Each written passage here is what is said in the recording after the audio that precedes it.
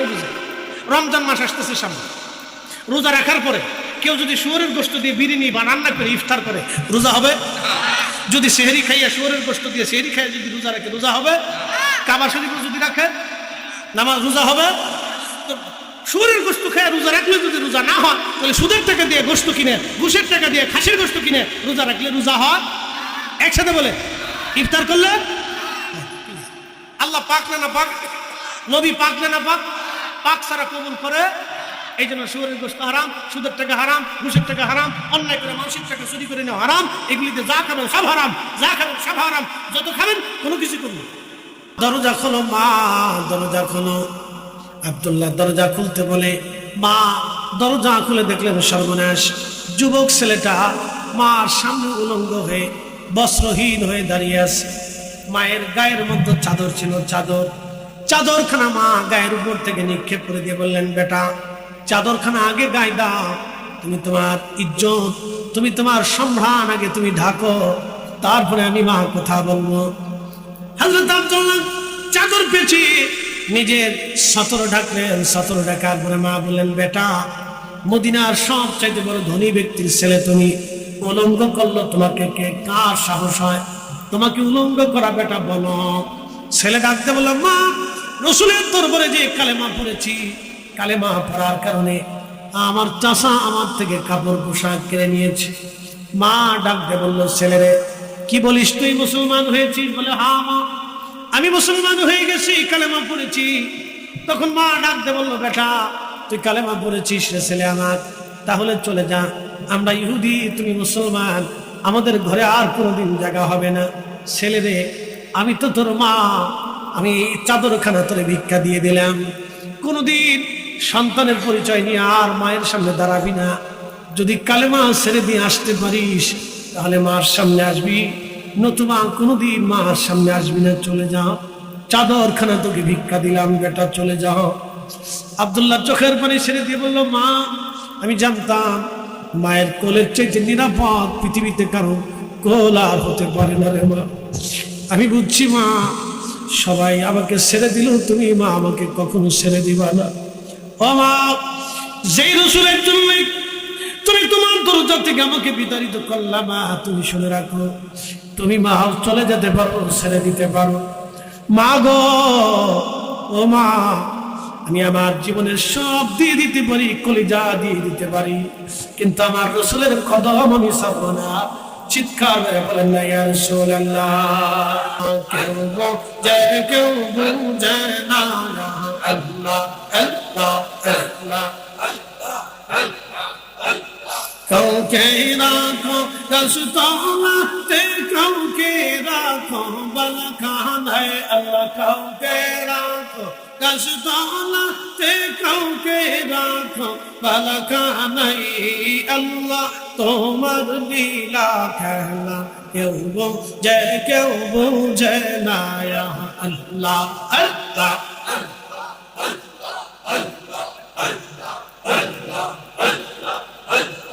ইব্রাহিম তোমার নবী ছিল, নমরুদের আগুনে ফেললো।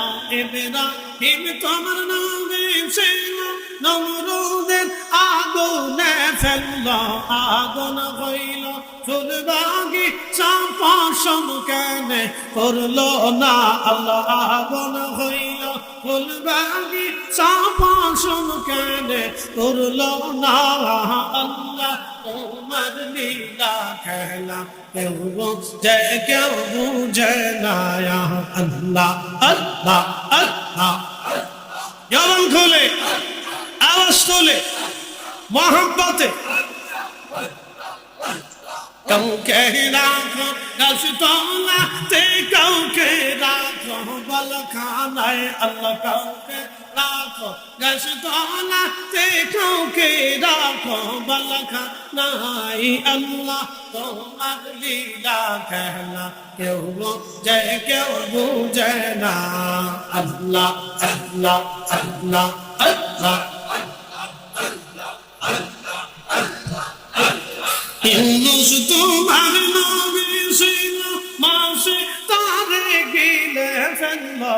ইউনুস তোমার নবী ছিল, মাসে সে তারে গিলে ফেলল মাছের পেটে রইলেন ইউনুস আজম কেন হইল না আল্লাহ মাছের পেটে রইলেন ইউনুস আজম কেন হইল না আল্লাহ তোমার লীলা কেনা কেউ বুঝে না আল্লাহ আল্লাহ আল্লাহ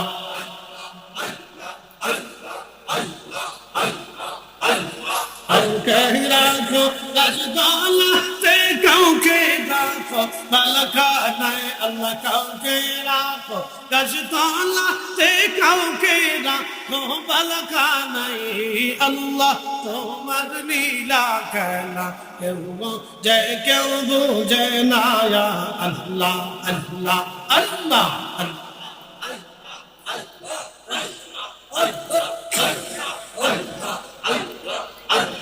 মুসা তোমার নবী ছিল তোর পাহাড়ে সওয়াল করলো মুসা তোমার নবী ছিল তোর পাহাড়ে সওয়াল করলো পাহাড় কইরা সুরমা হইল মুসা কেন পড়লো না আল্লাহ পাহাড় কইরা সুরমা হইল মুসা কেন পড়লো না আল্লাহ তোমার লীলা খেলা কেউ বুঝে না আল্লাহ আল্লাহ আল্লাহ আল্লাহ আল্লাহ আল্লাহ কাউকে রাখো গাছতলাতে কাউকে রাখো বালখানায় আল্লাহ কাউকে রাখো গাছতলাতে কাউকে রাখো বালখানায় আল্লাহ তোমার লীলা খেলা কেউ বুঝে না আল্লাহ আল্লাহ আল্লাহ আল্লাহ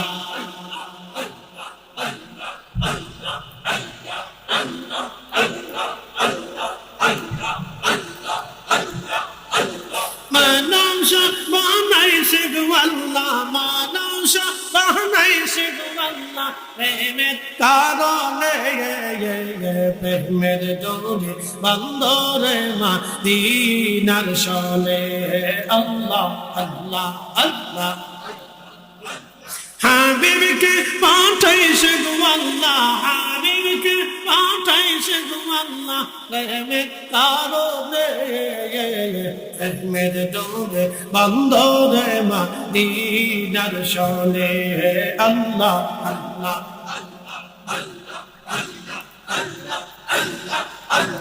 আল্লাহ বানাইলেন কত জাতি আর বানাইলেন প্রেম প্রীতি আল্লাহ বানাইলেন কত জাতি হইল না তার প্রেম প্রীতি মানুষ বানাইলেন আল্লাহ মানুষ বানাইলেন আল্লাহ প্রেমের কারণে প্রেমের ডোরে বন্দরে মদিনার শোনে আল্লাহ আল্লাহ আল্লাহ আল্লাহ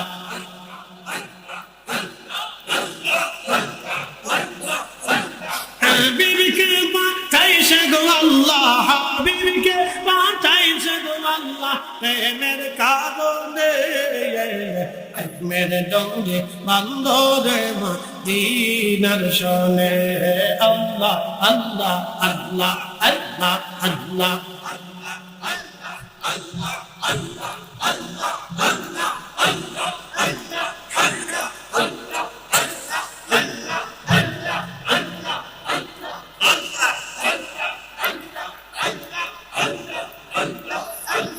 لا إله إلا الله محمد رسول الله صلى الله عليه وسلم আমরা কি জোর করে আপনাদেরকে আনছি জোর করে কি বসানো হবে চলে গেলে কি জোর করা হবে কেন বসে আছে আল্লাহ তার রাসূলের জন্য কথা ঠিক আছে না এখানে জোর করে আনা হয় নাই জোর করে বসানো হবে না চলে গেলে ধরে রাখাও হবে না আল্লাহ আপনাকে কবুল করছেন বাড়িতে সামাজিক অনুষ্ঠান হয় বিয়ের অনুষ্ঠান খাতনার অনুষ্ঠান অথবা আকিকার অনুষ্ঠানগুলি আমাদের দেশে সাধারণত যেগুলি হয়ে থাকে আপনি বাড়িতে কাকে মেহমান বানাবেন সেই জন্য লিস্ট তৈরি হয়। তা আপনি আজকে আল্লাহর মেহমান, তো কে এই মাহফিলে আসবে আসবে না সেটা আল্লাহর দরবারে লিস্ট হয়েছে। আল্লাহ কাকে এই মাহফিলের জন্য কবুল করবেন তার জন্য আল্লাহ লিস্ট তৈরি করছে। একসাথে বলবেন আল্লাহু আকবার। আল্লাহ আমাদেরকে কবুল করছে, এই জন্য একসাথে শুকরিয়া করে বলি আলহামদুলিল্লাহ। শ্রেষ্ঠ নবী, সর্বকালের সর্বশ্রেষ্ঠ মহামানব, ইমামুল মুরসালিন, রাহমাতুল লিল আলামিন, মেহবুবে আলা, হাবিবুল্লাহ, আল্লাহর পেয়ারা মেহবুবের উম্মত হিসেবে আল্লাহ আপনাকে এবং আমাকে কবুল করেছেন। সেই জন্য আল্লাহর আসমানে আমরা একসাথে সকলে শুকরিয়া করে বলি আলহামদুলিল্লাহ। প্রিয় উপস্থিতি, আমরা সবাই একদিন কবরে চলে যাব। পৃথিবী ধ্বংস হবে, এটা থাকবে না। এটা ধ্বংস হওয়ার আগে আল্লাহর নবী আমাদেরকে বলেছেন দুইটা কিয়ামতের আলামত দুই ধরনের হবে। একটা হচ্ছে ছোট ছোট আলামত, আরেকটা হচ্ছে বৃহৎ বড় আলামত। আমি আপনাদেরকে সবগুলি বলতে পারবো না, কিন্তু একটা আপনাদেরকে বলি। ছোট্ট আলামতের ভিতরে একটা আলামত হচ্ছে নতুন নতুন ওলামায়ে কেরাম পূর্ববর্তী আলেমদেরকে নির্বোধ মনে করবে, বোকা মনে করবে এবং তাদেরকে গালি দিবে। ঠিক সেই দিকে আমরা ধাবিত হচ্ছি। কথা ঠিক আছে না? সেদিকে আমরা কি ধাবিত হচ্ছি। আমাদের কিছু ভাইরা মনে করেন যে আগের যুগের আলেমরা বুঝতো না, তাদের এত জানাশোনা ছিল না। শোনেন, আগের যুগের আলেমরা যা জানতো আপনি তার ধুলিকণাও জানেন না। আগের যুগের আলেম লক্ষ লক্ষ হাদিস তাদের মুখস্থ থাকতো। একসাথে বলবেন আল্লাহু আকবার। লক্ষ লক্ষ হাদিস তাদের মুখস্থ। বর্তমান পৃথিবীতে হাফিজুল হাদিসের কোনো অস্তিত্ব নাই। হাফিজুল হাদিস বুঝাই যিনি মিনিমাম 1 লক্ষ হাদিসের হাফিজ, তাকে হাফিজুল হাদিস বলে। শুধু হাদিস মুখস্থ না, হাদিসের সাথে সনদ মুখস্থ। শুধু সনদ মুখস্থ না, ওই সনদের প্রত্যেকজন যে বর্ণনাকারী আছে তার জীবনী সম্পর্কে একেবারে চূড়ান্তভাবে অভিহিত হওয়া। যেমন একটা হাদিস বর্ণিত হয়েছে 4 জন বর্ণনাকারীর মাধ্যম দিয়ে, তাহলে একটা হাদিস 4 জন বর্ণনাকারীর মানে মাধ্যম দিয়ে যদি বর্ণিত হয়, তাহলে একটা হাদিস 4 জনের জীবনী জানতে হয়। তাহলে 1 লক্ষ হাদিস মুখস্থ হইলে অন্তত 4 লক্ষ মানুষের জীবনী সম্পর্কে পরিপূর্ণ তাকে একবার মেধাতে থাকতে হবে, যে কোন রাবি কোন এলাকায় কোন জায়গা বাড়ি, বাপের নাম কি, তার এলেম কি, কোন উস্তাদ কার কাছ থেকে হাদিস শুনছে, কার সেই উস্তাদ আবার ঠিক আছে কিনা, তার উস্তাদ যে হাদিস শুনছে সে আবার ঠিক আছে কিনা, তার উস্তাদ যে হাদিস শুনছে সে ঠিক আছে কিনা, এবং সে কোন আকীদার, তার আকীদা ঠিক ছিল কিনা। এরকম 4 লক্ষ মানুষের জীবনী জানতে হয়, 1 লক্ষ হাদিস মুখস্থ হইতে হবে। তাহলে আগের যুগের আলেম ছিল না, তারা ছিল জীবন্ত লাইব্রেরি। কথা ঠিক কিনা? তারা ছিল কি জীবন্ত লাইব্রেরি। অতএব আগের যুগের আলেমদেরকে কেউ যদি বুকা নির্বোধ মনে করে, তাহলে বোঝা গেল তার মতো বুকা আর নির্বোধ আল্লাহর পৃথিবী তার একটাও। এটা হচ্ছে কিয়ামতের আলামত। কিয়ামতের আলামত, কঠিন আলামত। একবার আলামতের সুগরার শেষ পর্যায়ে আল্লাহ রাসূল বলছেন, তখন নবী বলছেন, উম্মত তখন তোমরা অপেক্ষা করো, আল্লাহর আসমান থেকে পাথর বর্ষিত হবে, আল্লাহর আকাশ থেকে আগুন বর্ষিত হবে। আমেরিকা আগুন কি আমরা লাগাইছি না আল্লাহ লাগাইছি? যদি বলেন, যদি আমরা লাগাইতাম তাহলে ফায়ার সার্ভিস দিয়ে নিভাইতে পারতাম, কিন্তু আল্লাহ লাগাইছে দেখে 15 দিন পর্যন্ত ফায়ার সার্ভিসের পানি ঢালছে কিন্তু আগুন নিভে নেই। হ্যাঁ আসতে বলেন, জোরে বলেন, কে লাগাইছে? আমরা যদি লাগাইতাম তাহলে ফায়ার সার্ভিসের পানি মারলে নিভে যেত, কিন্তু লাগাইছে কে? প্রিয় উপস্থিতি, সম্মানিত আহমদপুরবাসী, নবীনগরবাসী, মনোযোগের সাথে শুনবেন। আপনারা আমাকে একটা নির্দিষ্ট বিষয় দিয়ে একেবারে আমাকে সীমাবদ্ধ করে দিয়েছেন। যদি বিষয়ের উপর আমরা চলে যাব, কিন্তু এখন আপনাদেরকে বলি, ইসরায়েল যে ফিলিস্তিনিদেরকে 75 বছর ধরে মারে, অপরাধ কি? ফিলিস্তিনিরা ইসরায়েলদের বাড়ি ঘর দখল করে নাই, বরং ইসরায়েলিরা ফিলিস্তিনিদের বাড়ি ঘর দখল করে নিয়েছে। কথা ঠিক আছে না? কেন ইসরায়েলিরা ফিলিস্তিনিদেরকে মারে? শুধু মুসলমান। একসাথে বলেন, কিসের কারণে? মুসলমান, মুসলিম, মুসলিম কলমা পড়নেওয়ালা। আচ্ছা, এখন প্রশ্ন, কলমা পড়ার কারণে আগে মুসলমানদেরকে কেন কষ্ট পেতে হবে? কলেমার অপরাধ, লা ইলাহা ইল্লাল্লাহ মুহাম্মাদুর রাসূলুল্লাহ সাল্লাল্লাহু, এই কালেমার জন্য আগে মার খেতে হতো কেন? সুমাইয়ার জীবন কেন চলে গেল? কেন সুমাইয়ার জীবন চলে গেল? হযরত সুমাইয়া তো কারো সন্তান চুরি করে, কারো বাড়ি ঘরে আগুন লাগিয়ে দেয়, কারো জীবন হত্যা করে, তাহলে সুমাইয়ার জীবন কেন? লা ইলাহা ইল্লাল্লাহ এর অর্থ হচ্ছে আমাদের জীবনে আল্লাহ ছাড়া আর কোনো মালিক, একসাথে বলেন মালিক, জোরে বলেন মালিক হতে পারে, চিন্তাও করা যাবে, লা শারীকা, কথা ঠিক কিনা? শরীক, ওয়া কাদা রাব্বুকা আল্লাহ তা'বুদু, আল্লাহ ব্যতীত কারো ইবাদত করা যাবে, এক কথা শেষ। কখনো তোমাকে যদি ভুলি, হেদায়েতের আলো জেনে নিয় কাশ তুলি, ঠাহি দিও প্রিয়তম অগমহিয়ান, তুমি রহমান, তুমি মেহেরবান, অন্ধ গাহে না শুধু তোমারই গুণগান, বুঝেও বুঝে না তবু শান, তুমি রহমান, তুমি মেহেরবান। একসাথে বলুন মারহাবা। কিছু সময় কি বসে থাকা যাবে? খুব মনোযোগ দিবেন। হযরত সুমাইয়া রাদিয়াল্লাহু আনহার জীবন চলে গেল, হযরত ইয়াসা রাদিয়াল্লাহু আনহুর জীবন চলে গেল, হযরত খাব্বাব রাদিয়াল্লাহু আনহুর পিঠের চামড়া চলে গেল, হযরত বেলালকে বছরের পর বছর পিটানো হলো, তারপরও তারা কালেমা ছেড়ে দেন নাই, তারপরও তারা ঈমান ছেড়ে দেন নাই। কিন্তু তাদেরকে কেন মারা হলো? লা ইলাহা ইল্লাল্লাহ, আল্লাহ ছাড়া কোনো মাবুদ নাই, আল্লাহ ছাড়া কোনো মালিক নাই, আল্লাহ ছাড়া কোনো খালিক নাই, আল্লাহ ছাড়া কোনো রব নাই, আল্লাহ ছাড়া কোনো সৃষ্টিকর্তা নাই, আল্লাহ ছাড়া কোনো কর্নেওয়ালা নাই, আল্লাহ ছাড়া হায়াত বাড়ানোওয়ালা নাই, আল্লাহ ছাড়া হায়াত কমানোওয়ালা নাই, আল্লাহ ছাড়া আমাদের রিজিক বর্ধিতওয়ালা নাই, আল্লাহ ছাড়া আমাদের রিজিক কমনেওয়ালা নাই। এখন ঠিক কিনা? আমার হাতে কি? জোরে বলে। এই আংটি কি আমার ভাগ্য পরিবর্তন করতে পারে? একসাথে বলে, জোরে বলে। কিছু করতে পারে?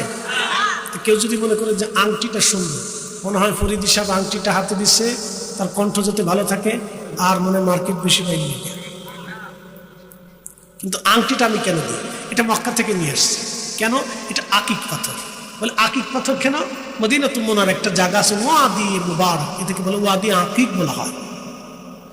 ওয়াদি মুবারক, মুবারকময় উপত্যকা, মদিনা ইউনিভার্সিটির জামিয়া ইসলামিয়ার পাশে ওয়াদি মুবারক। এখানকার পাথর দিয়ে, এই পাথর দিয়ে আংটি বানানো হয়। ওয়াদি আকিক, মুবারকময় পাথর। একসাথে বলেন মারহাবা। এটা কে বলেছেন? আল্লাহ রাসূল বলেছেন। মুবারকময় পাথর, সেই পাথর দিয়ে এই আংটি বানানো হয়, জন্য এটাকে আকিক পাথর বলে। এই পাথর দিয়ে রাসূল কারীম আংটি বানাইতেন। আল্লাহ নবীর যে আংটি ছিল সেটা ওয়াদি মুবারকের পাথর দিয়ে বানানো। এই জন্য পৃথিবীর সব মানুষরা আকিক পাথরকে বেছে দেয়। এটার আলাদা কোনো স্বতন্ত্র বৈশিষ্ট্য নাই। এটা আমার ভালো করতে পারে না, মন্দ করতে পারে না, আমার ওয়াজ বাড়াইতে পারে না, কমাইতে পারে না, আমার রুটি রুজি বাড়াইতে পারে না, কমাইতে পারে না। বাড়াই যিনি, কমাই যিনি, তিনি কে? কোনো সন্দেহ নাই, একবারে সোজা। সূর্য উঠায় কে? একসাথে। আমাদের দেশে যারা সনাতন ধর্মে বিশ্বাসী, তাদের বিশ্বাস হচ্ছে সূর্যের দেবতা একজন আছে, এই জন্য তারা সূর্যের পূজা করে। তারা ভাবে সরস্বতী আমাদের বিদ্যার দেবতা, এই জন্য সরস্বতীর পূজা দেয়।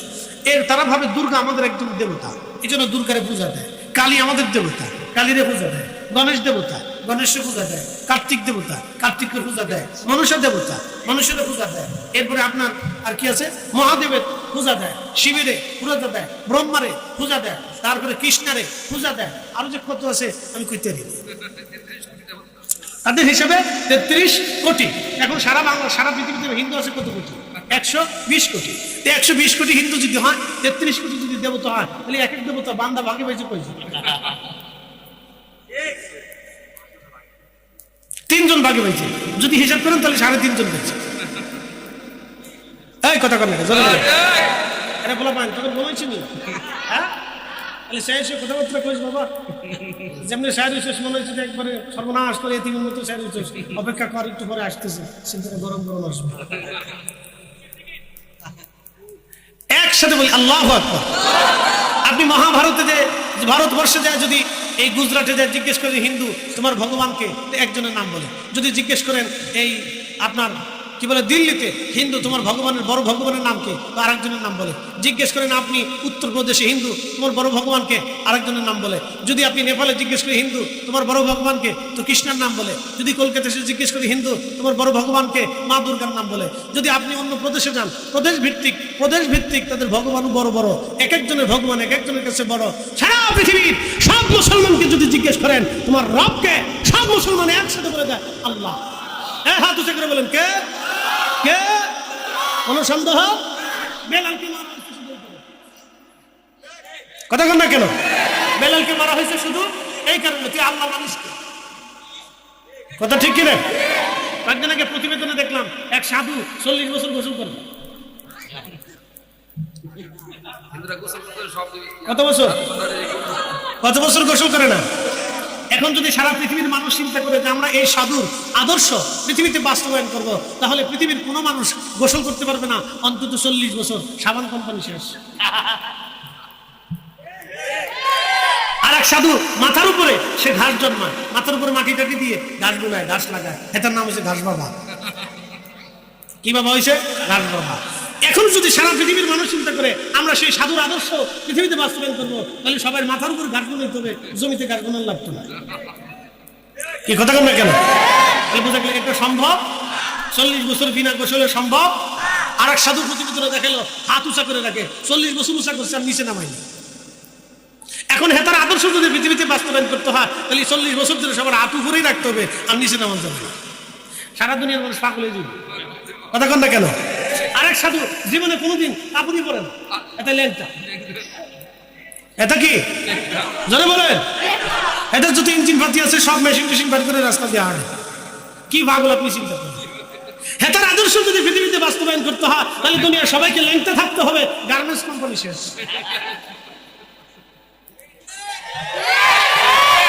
হাত উঁচা করে বলেন, হাত উঁচা করে বলেন। আমার পরে দিতেছে আগে হাত উঁচা করেন, ঠিক কিনা?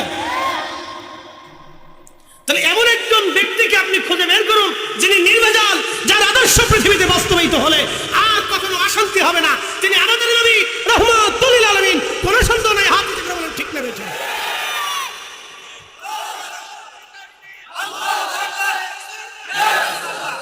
এই জন্য মুহাম্মদুর সাল্লাল্লাহু বেলালকে মারা হয়েছে। সুমাইয়ার জীবন গেল এই জন্য, খাব্বাবের পিঠের গোশত চলে গেল এই জন্য, ইয়াসার রাদিয়াল্লাহু আনহু জীবন চলে গেল এই জন্য। প্রিয় উপস্থিতি হাজির, ছোট্ট করে মুক্তাসার আমি একটা প্রতিবেদন আপনাদেরকে দিলাম। কার আদর্শ পৃথিবীতে বাস্তবায়ন হবে, নির্ভেজাল ভাবে কার আদর্শ মানাটা সম্ভব। বাকি আপনি যাহা বলেন কারো আদর্শই চলবে না। রহমতের নবীর আদর্শ অনুযায়ী ওলিরা পৃথিবীতে আদর্শ বাস্তবায়ন করেছে। আমরা খাজা বাবাকে মানি, কারণ খাজা বাবা নবী মানছে, এই জন্য খাজা বাবা আজমিরিকে আমরা মানি। আমরা শাহজালাল ইয়ামানি মুজাররিদিকে মানি, কারণ শাহজালাল নবী মানেছে। কথা ঠিক কিনা? যদি নবী না মানত আমরা মানতাম? একসাথে বলুন, মানতাম? মানবো? মানতে পারি? সে যেই ABCD EF Isaac LMN OP QRST UVWXYZ, কথা ঠিক আছে না? সে যেই হোক, কাউকে মানা যাবে।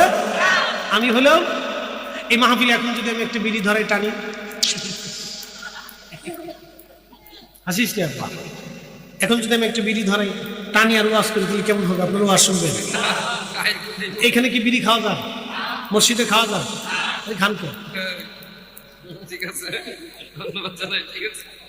হ্যাঁ, কথা কন না কেন?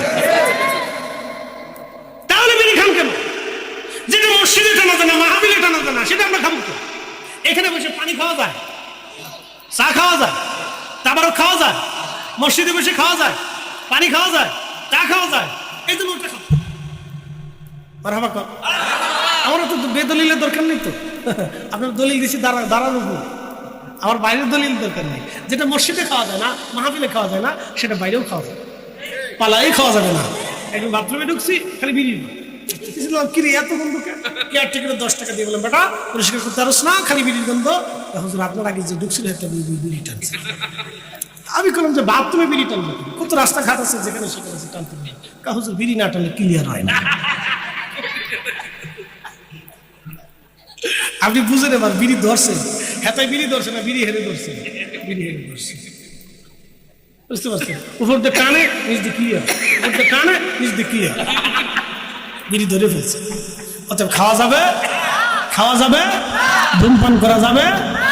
আমরা মুসলমান, আমরা কি? আল্লাহ কি পাক না না পাক? একসাথে বলে আমাদের নবী, নবী, নবী, নবী পাক, আল্লাহ পাক। অতএব দুইজন পাক বিদায় পাক জিনিস কবুল করে, না পাক কবুল করে। কথা ক্লিয়ার? আর দলিল লাগবে না, বুঝে গেছে? আল্লাহ তার রসুল পাক, অতএব পাক কবুল করে, না পাক কবুল করে। এই জন্য আপনাদের কারো বুঝে রমজান মাস আসতেছে সামনে, রোজা রাখার পরে কেউ যদি শুয়োরের গোশত দিয়ে বিরিয়ানি বা রান্না করে ইফতার করে, রোজা হবে? যদি সেহরি খাইয়া শুয়োরের গোশত দিয়ে সেহরি খাইয়া যদি রোজা রাখে, রোজা হবে? কাবা শরীফ যদি রাখে নামাজ, রোজা হবে? শুয়োরের গোশত খাইয়া রোজা রাখলে যদি রোজা না হয়, তাহলে সুদের টাকা দিয়ে গোশত কিনে, ঘুষের টাকা দিয়ে খাসির গোশত কিনে রোজা রাখলে রোজা হয়? একসাথে বলে ইফতার করলে? আল্লাহ পাক না না পাক? নবী পাক না না পাক? পাক ছাড়া কবুল করে। এই জন্য শুয়োরের গোশত হারাম, সুদের টাকা হারাম, ঘুষের টাকা হারাম, অন্যায় করে মানুষের টাকা চুরি করে নেওয়া হারাম। এগুলিতে যা খাবেন সব হারাম, যা খাবেন সব হারাম। যত খাবেন কোনো কিছু করবেন।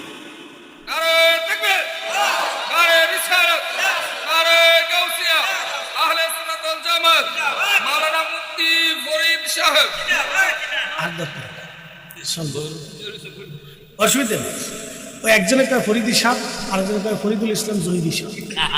আগেরটা পরে দেয়, পরের আগে দেয়, এখন বলতে থাকে, বলতে থাকে ফরিদুল ইসলাম জহিরি সাহেব, জহিরুল ইসলাম ফরিদ। আগের দ্বারা পরে দেয়, পরের দ্বারা আগে দেয়, মানে ধাক্কার ছোট মনে যায় কি তা করবো, খাইতে পারে না শেষে পর্যন্ত। এটা আগের দ্বারা পরে পরের দ্বারা দূর দাগ কইছে চোখে ফুলছে, আর দরকার নেই। একসাথে বলেন আল্লাহু আকবার। আমি বেশি রাত করবো না, মূল আলোচনায় ফিরে যাচ্ছি। উপস্থিতি আমার দিলটাকে নরম করবেন। আমরা মুসলমান, কবরে চলে যাব। একদিন মাটি ভিতরে হবে ঘরে মন আমার, কেন বন্ধ দালাল ঘর, মন আমার কেন বন্ধ দালাল ঘর। হামাদপুরবাসী, নবীনগরবাসী খুব মনোযোগ দিবেন। কিবরিয়া ভাই বলে গেলেন আপনাদের শাহ হযরত বেলালের জীবনী শোনার জন্য। ও ভাই, আমি তো হযরত বেলালের জীবনী বলেছি। হযরত বেলালের জীবনী বলার আগে নবীর একজন সাহাবী, তার নাম হযরতে খাব্বাব রাদিয়াল্লাহু আনহুর জীবনী আমি আপনাদের সামনে শোনাই।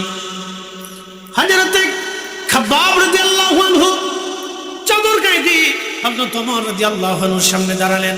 সঙ্গত কারণে গায়ের উপর থেকে চাদর সরাইলেন।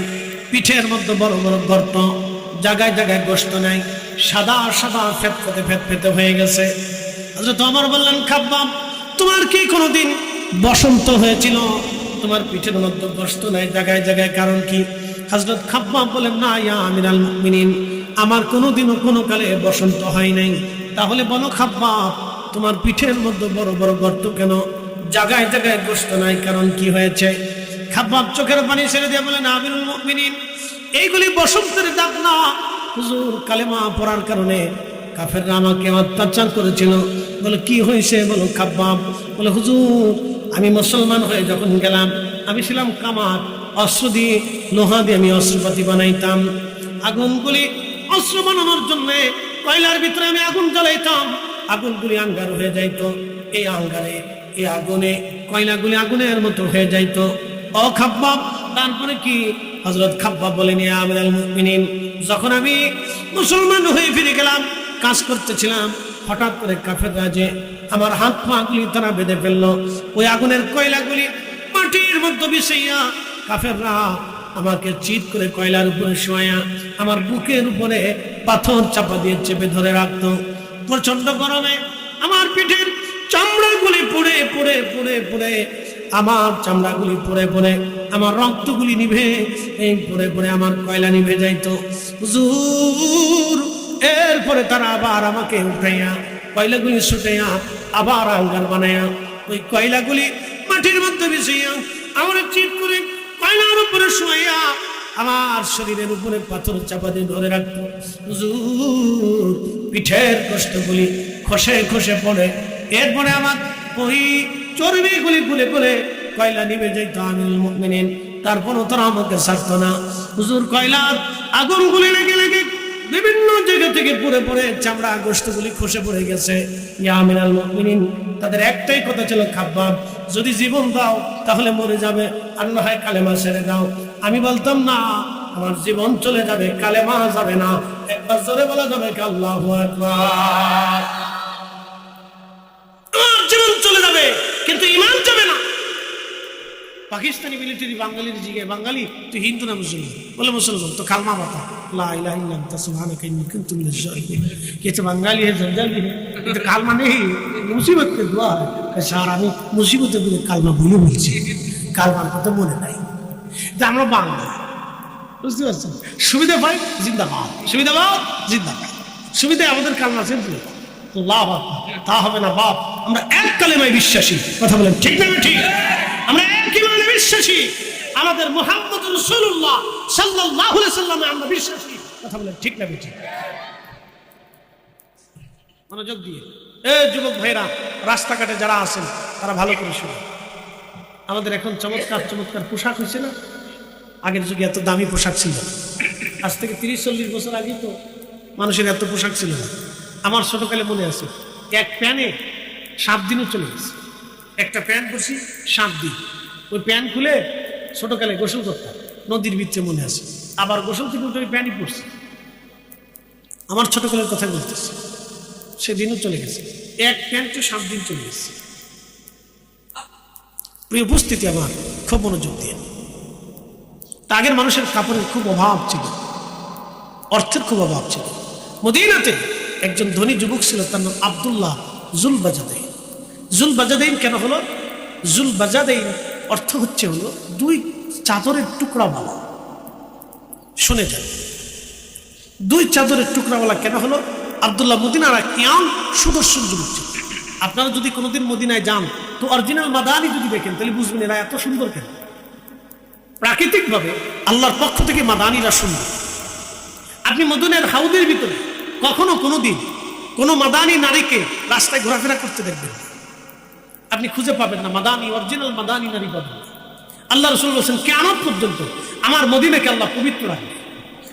এই জন্য পৃথিবীর পবিত্র মানুষ যদি দেখতে চান তো মাদানি মানুষ, অরিজিনাল মাদানি, ডুপ্লিকেট মাদানি না, রোহিঙ্গা মাদানি। রোহিঙ্গা মাদানি বুঝছেন? 2-3 দিন মদিনা থেকে থেকে এসে বাংলাদেশে নাম দিছে অমুক আল্লাহ মুহাম্মদ মাদানি, বিরাট মাদানি, বহুত মাদানি। আচ্ছা আমরা কারো নাম নেব না, কারণ নামের দরকার নেই, বহু মাদানি আছে। কি আছে না ভাই? 2 দিন মদিনা ভার্সিটি থেকে পড়ে আসে, এরপর নামের পিছনে লাগাই দিলে কি মাদানি। তো এরকম ডুপ্লিকেট মাদানি বহুত আছে। অরিজিনাল মাদানি হলে মাদানির পিছনে লাগানো উত্তম। নতুবা এটা মদিনার সাথে সম্পৃক্ত। মদিনা কি ছেলে খেলা নাকি? মদিনা কি পুতুল খেলার জায়গা না? মদিনা তো মদিনা, মাদানা মদিনা শরীফ, মদিনা তুম মুনওয়ারা, মদিনা তুম মুনওয়ারা। একসাথে বলবো না মারহাবা? মদিনা শরীফ, মদিনা তুম মুনওয়ারা। যদি মাদানি লাগানি তো মাদানি হওয়া যায়, ডুপ্লিকেট মাদানি, অরিজিনাল তো অরিজিনাল যারা, রাসূল কারীম বলছেন আমার মদিনা কিয়ামত পর্যন্ত আল্লাহ মদিনাকে পরিষ্কার রাখবে।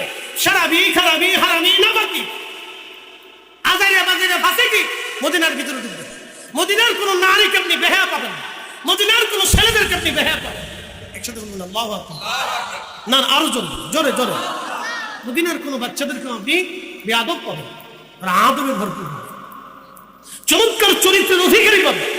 মদিনার কোনো অরিজিনাল মাদানি যারা, অরিজিনাল মাদানি। এর ভিতরে আবার কেউ বিভিন্ন দেশ থেকে গেছে, কর্মচারী, চাকরিজীবী, ইংলিশে মদিনার বাইরে থেকে যারা গেছে তাদের কথা আমি বলবো। অরিজিনাল মাদানি একবারে রসুলের দেশে যাদের জন্ম হয়েছে, একবারে গোড়া থেকে জন্ম হয়ে আসছে তারা, আমি তাদের কথা বলতেছি।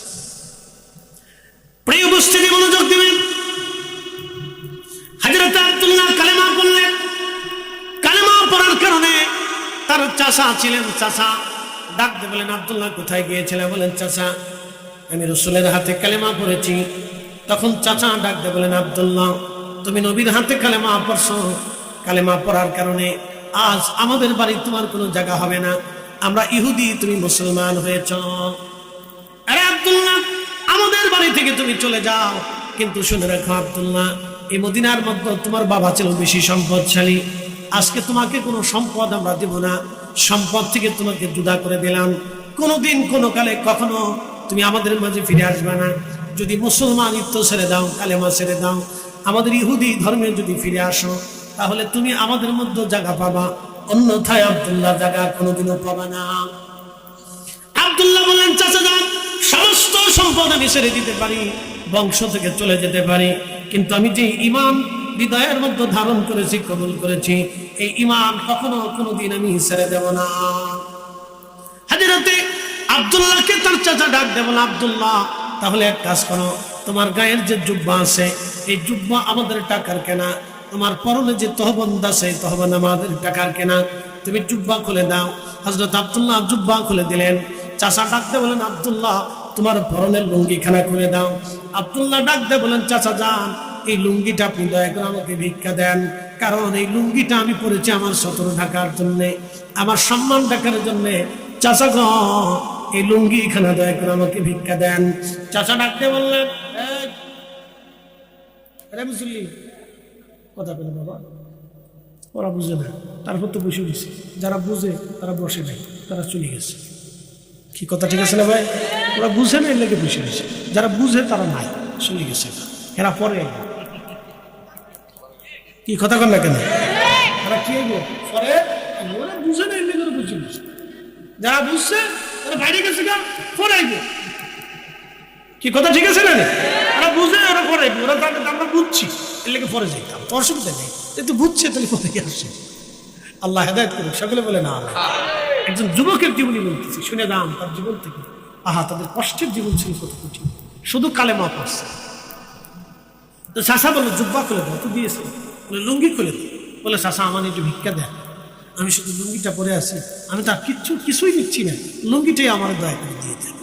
না বেটা, যদি লুঙ্গি না দিস তাহলে জোর করে লুঙ্গি খুলে তোকে উলঙ্গ করে ছাড়বো, তুই মুসলমান হয়েছিস, লুঙ্গি দিয়ে দাও।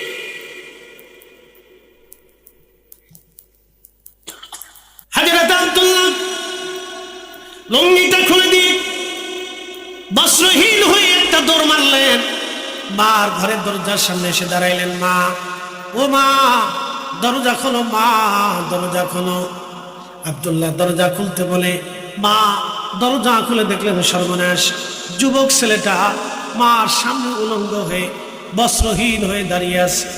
মায়ের গায়ের মধ্যে চাদর ছিল, চাদরখানা মা গায়ের উপর থেকে নিক্ষেপ করে দিয়ে বললেন, বেটা চাদরখানা আগে গায়ে দাও, তুমি তোমার ইজ্জত, তুমি তোমার সম্ভ্রাণ আগে তুমি ঢাকো, তারপরে আমি মা কথা বলবো।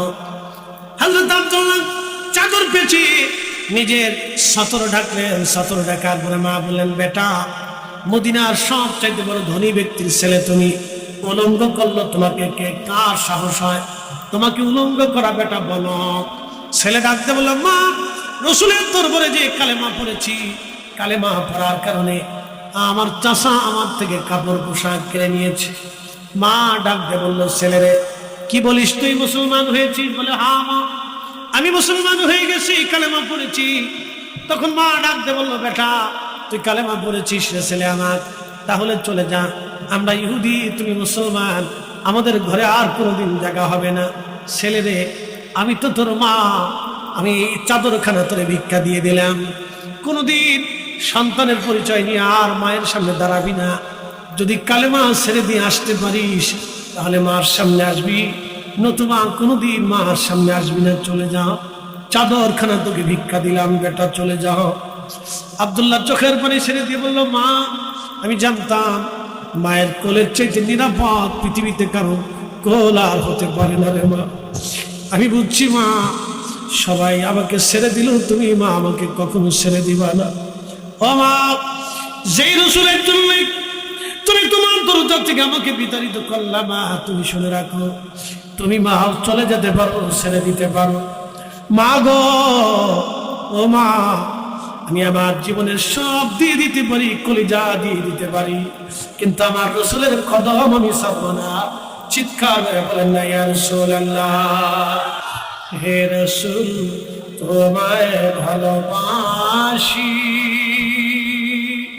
অন্তরে শুধু মুখে নয়, জান্নাতের আশায় নয় রাসূল, জাহান্নাম কেউ ডরি না। তোমায় পাওয়ার আশায়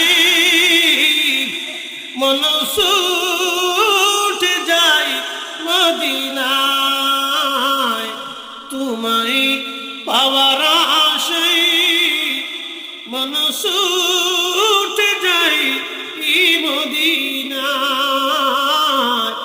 এ আশিক দিদার দাও না, আর দূরে থাকিও না। এ আশিক দিদার দাও না, আর দূরে থাকিও না। হে রাসূল তোমায় ভালোবাসি, অন্তরে শুধু মুখে নয়, জান্নাতের আশায় নয় হে রাসূল, জাহান্নাম কেউ ডরি না। প্রিয় বন্ধু, মায়ের দেওয়া চাদরখানা মাঝখান থেকে ফেলে দুই ভাগে বিভক্ত করে আব্দুল্লাহ রাদিয়াল্লাহু আনহু একটা চাদরের অংশ পরনে পরে লুঙ্গি বানাইলেন, আর একটা চাদরের অংশ গায়ের মধ্যে লাগাইয়া শীতে, বর্ষায়, গ্রীষ্মে, প্রচন্ড গরমে দুইটা চাদরই তার সম্বল ছিল, আর কিছুই ছিল না তার। এই দুইটা চাদরের টুকরা নিয়ে আব্দুল্লাহ জীবন কাটাইল। হযরত আব্দুল্লাহ দুইটা চাদর নিয়ে জীবন কাটাইলেন। আব্দুল্লাহ জুলবাজাদাইন, এই জন্য তাকে জুলবাজাদাইন বলা হতো, দুই চাদরের টুকরাওয়ালা। দুই চাদরের টুকরাওয়ালা, এই জন্য জুলবাজাদাইন বলা হতো। ও মুসলমান, সেই দিন আব্দুল্লাহ একটা চাদরের অংশ গায়ে দিলেন, আর একটা চাদরের অংশ তহবন লুঙ্গি বানাই আব্দুল্লাহ চলতে লাগলেন। দীর্ঘদিন এইভাবে চলল, ক্ষুধার্ত থেকে থাকতেন। মসজিদে নববীর বারান্দায়, মসজিদে নববীর বারান্দার সামনে একটা ছোট্ট গাছ ছিল। এই গাছের নিচে 150 জন কম বেশি আহলে সুফার সাহাবী ছিলেন, যাদের বাড়ি ছিল না, ঘর ছিল না, জমি ছিল না, অর্থ ছিল না, বিত্ত ছিল না। নবীর বাড়ি খাবার আসলে খাইতেন, না আসলে তারা না খেয়ে থাকতেন। তাদের মধ্যে একজন সাহাবী, তার নাম আব্দুল্লাহ জুলবাজাদাইন, একজন যুবকের জায়গা হয়ে গেল। আহা, এই সাহাবী আব্দুল্লাহ জুলবাজাদাইন মসজিদে নববীর মধ্যে জোরে জোরে জিকির করতেন, আল্লাহ আল্লাহ আল্লাহ আল্লাহ আল্লাহ। জোরে জোরে জিকিরের কারণে সাহাবীদের কষ্ট হচ্ছিল।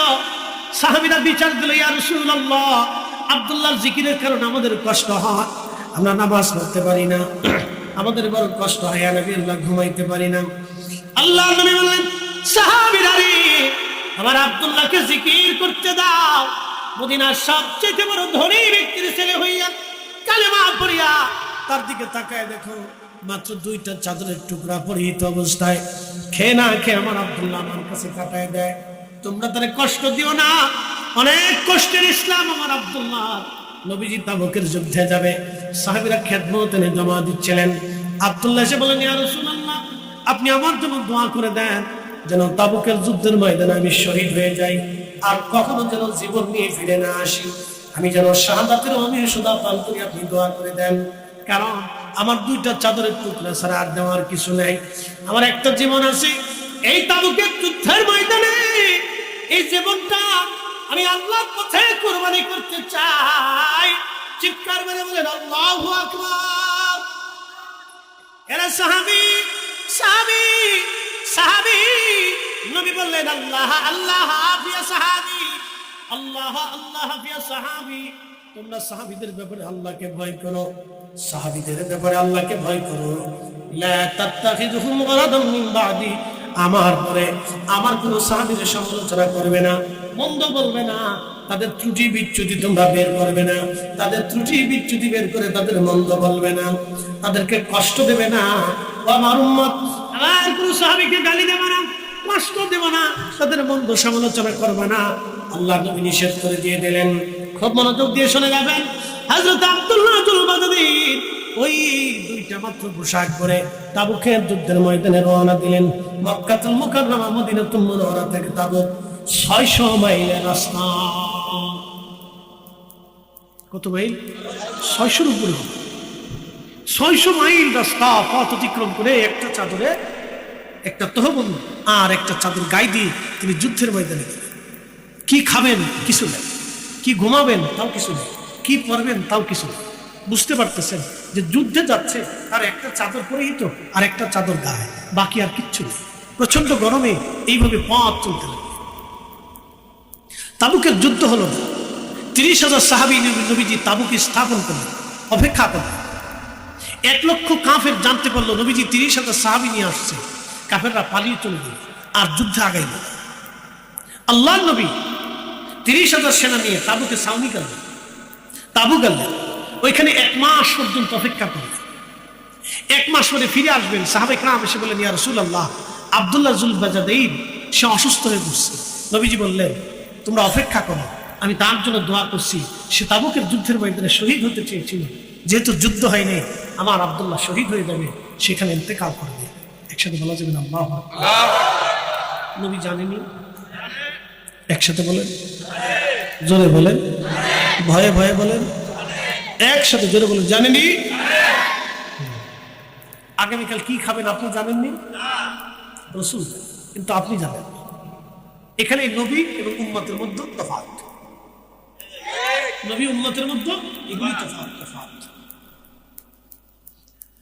হযরত আব্দুল্লাহ পরের দিন ইন্তেকাল করলেন। প্রিয় নবী বললেন, তাবুকের ময়দানে কেউ মারা গেল না, একজন শুধুমাত্র শহীদ হয়ে গেল। তোমরা কবর খনন করো। সাহাবীরা কবর খনন করতেছিলেন। লাশ সামনে নবীজি বসে বসে কান্না করতেছিলেন। সাহাবীরা রে, আমার আব্দুল্লাহ শুধু দ্বীনের মহব্বত করিয়া কালিমা পড়িয়া আমি রাসূলের ভালোবাসায় মা ছেড়ে দিল, সংসার ছেড়ে দিল, বাড়িঘর ছেড়ে দিল। কোটি কোটি টাকার সম্পদ ছিল আমার আব্দুল্লাহ। মদিনার মধ্যে সবচেয়ে দামি খাবার তার নসিব হতো, দামি পোশাকগুলি এক সময় সে পরত। শুধুমাত্র আমি রাসূলের মহব্বতে পড়ি আজকে একখানা চাদর পরে আছে। আমার আব্দুল্লাহ শহীদ। সাহাবীরা রে, আমার আব্দুল্লাহ এখানে কবরস্থ করা হবে, জানাজা রেডি করা। সাহাবীরা জানাজা পড়াইলেন। প্রিয় নবীজি জানাজা শেষে রওনা হবে। নবীজি ডাক দিয়ে বলেন, সাহাবীরা তোমরা কবরে নামবা না, আমি নবী নিজে আমার আব্দুল্লাহরে কবরে নামাইব। আমি রাসূল আমার আব্দুল্লাহরে কবরে নামাবো। আল্লাহর নবী কবরের মধ্যে নেমে গেলেন। আব্দুল্লাহ ইবনে মাসউদ কবরের পাশে দাঁড়ানো আছেন।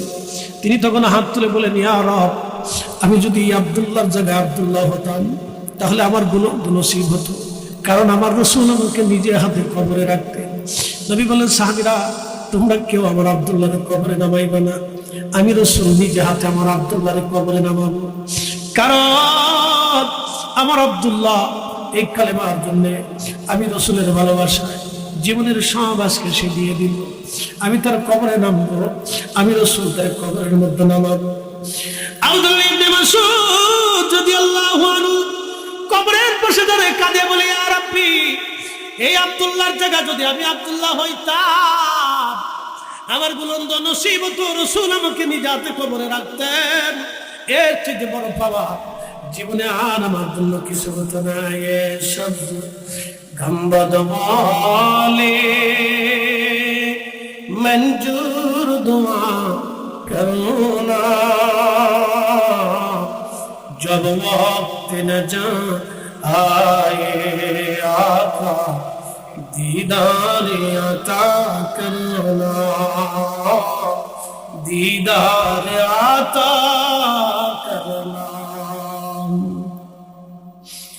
मैं कब्र अंधेरी में घबराऊंगा जब तन्हा में, कब्र अंधेरी में घबराऊंगा जब तन्हा, इमदाद मेरी करो आ जाना रसूल अल्लाह, इमदाद मेरी करो आ जाना रसूलल्लाह रोशन मेरी तुरबत को लिल्लाह जरा करो ना जब वक्त नजर आए आका दीदार अता करना दीदार अता करना। আল্লাহ নবী কবরে নামাইয়া কবরস্থ করিয়া মাটি দেওয়ার পরে নবীজি কবরের পাশে দাঁড়াইয়া হাত তুলে বলতেছিলেন, ইয়া রাব্বি, আমি আব্দুল্লাহর উপরে খুশি, তুমি আল্লাহ খুশি হয়ে যাও, আমি নবী খুশি, তুমি আল্লাহ খুশি হয়ে যাও। চিৎকার মেরে বলেন আল্লাহু আকবার। আল্লাহর নবী খুশি, আল্লাহ খুশি। কথা বলেন ঠিক কিনা? নবী খুশি, আল্লাহ খুশি, রসুল খুশি, আল্লাহ খুশি। নবী খুশি না হলে আল্লাহ বেজার, রসুল খুশি, আল্লাহ খুশি, নবী রাজি, আল্লাহ রাজি, নবী খুশি, আল্লাহ খুশি। এই জন্য আমরা সুন্নিরা নবী নবী নবী নবী নবী নবী করি। কথা বলেন ঠিক কিনা? নবী নবী করি, নবী নবী নবী নবী করি। এই জন্য আমরা নবী নবী করি। যতদিন পর্যন্ত বেঁচে থাকবো ততদিন পর্যন্ত রসুলের শান গাইব। কথা বলেন ঠিক কিনা? ততদিন পর্যন্ত রসুলের পক্ষে স্লোগান দিব, কারণ রসুল খুশি, আল্লাহ খুশি, নবী বেজার, আল্লাহ বেজার। আল্লাহ কোরআনে বলে দিলেন, কুল ইন কুনতুম তুহিব্বুনাল্লাহ ফাত্তাবিউনি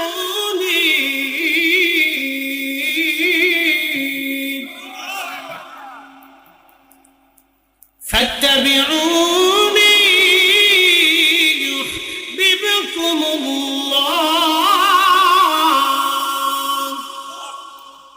রব্বুল আলামিন বললেন, হুজুর আপনি বলে দেন, কুল আপনি বলে দেন, ইন কুনতুম তুহিব্বুনাল্লাহ, চূড়ান্ত ভাবে কেউ যদি আমি আল্লাহ পেতে চায়, চূড়ান্ত ভাবে কেউ যদি আমি আল্লাহ মানতে চায়, চূড়ান্ত ভাবে কেউ যদি আমি আল্লাহ খুশি করতে চায়, নবী আপনি বলে দেন ফাত্তাবিউনি, সে যেন আমাকে ভালোবাসে। আপনি রসুলকে যেন মহব্বত করে, আপনি নবীর ইত্তেবা করে। আপনি নবীর ইত্তেবা হলে, মহব্বত হলে আমি আল্লাহর ইত্তেবা হবে। আপনি নবীর ভালোবাসা হলে আমি আল্লাহর ভালোবাসা হবে। চিৎকার করে বলেন মারহাবা। কার ভালোবাসা? রসুলের ভালোবাসা। যারা বলেন কার ভালোবাসা? নবীর ভালোবাসা হলে কার ভালোবাসা হয়? আল্লাহর ভালোবাসা, আল্লাহর ভালোবাসা। আল্লাহ কবুল করুন, জোরে বলেন আমিন। একটু জবান খুলে দেন, একটু কাশি দেন, জোরে সারান, জোরে জোরে সারাইছে। একসাথে বলি আল্লাহু আকবার। জবান খুলে দেন, আল্লাহ আল্লাহ আল্লাহ আল্লাহ। হয় না, হয় না, জোরে জোরে আল্লাহ আল্লাহ আল্লাহ, জোরে জোরে আল্লাহ আল্লাহ আল্লাহ।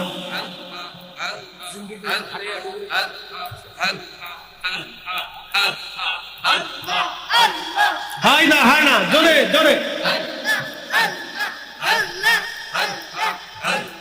সালাত ও সালাম গো আমার দুরূদ ও সালাম গো আমার কইও নবী মুস্তাফায়, তোমরা যদি যাও গো মদিনা।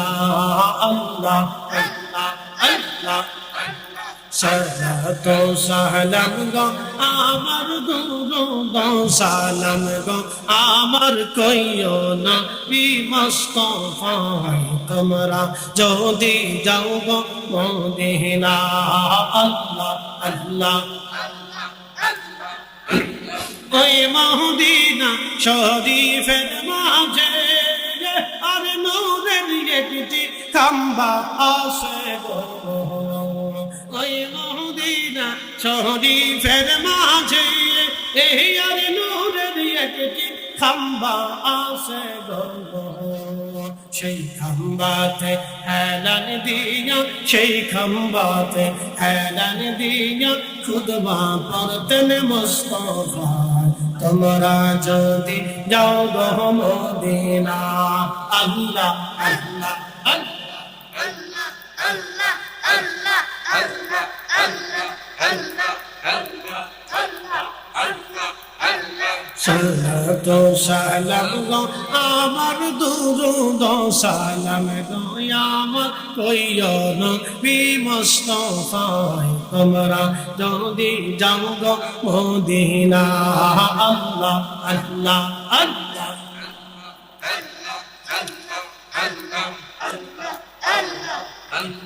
ওই মদিনা শরীফের মাঝে নূরের একটি রওজা আছে গো সেই রওজাতে হ্যাঁ সেই রওজাতে ঘুমিয়ে আসেন সেই রওজাতে ঘুমিয়ে আসেন দিনের নবী মুস্তাফা তোমরা যদি যাও গো মদিনা আল্লাহ আল্লাহ আল্লাহ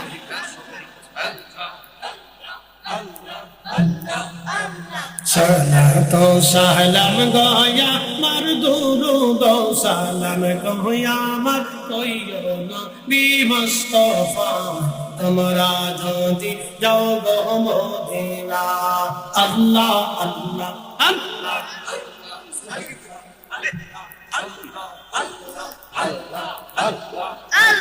জবান খুলে আওয়াজ তুলে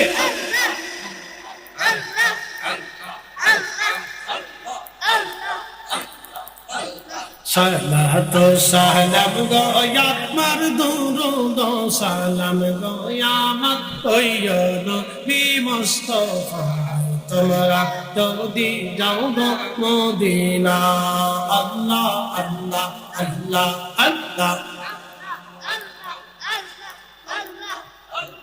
আরশো সে ज़्यादा मर्तबा वाला रौज़े रसूलुल्लाह का उनोसी रौज़े अनवर पर गुनहगारों की लाखों सलाम या नबी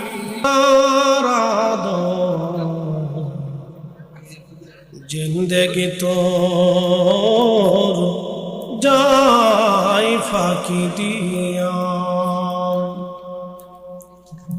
ओ आदमरी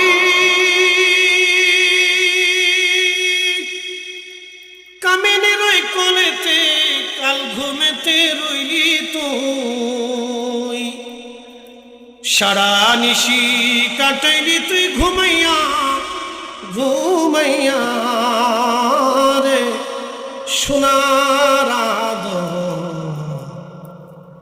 জিন্দগি তোর যাই ফাঁকি দিয়া ও আদমরি